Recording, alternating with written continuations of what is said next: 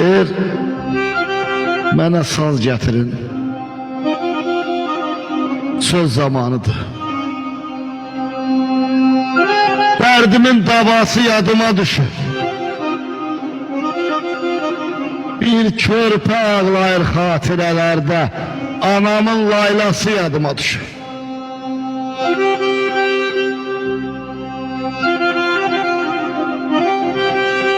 Yaman göynəyirəm duyğularımdan.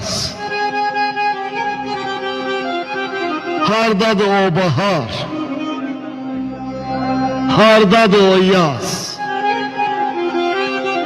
Nə qədər göynətdi məni bu avaz, anamın laylası yadıma düşür.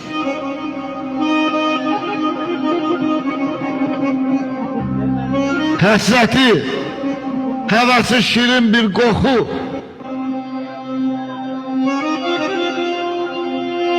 gənclik bal çağları sanki bir yuxu.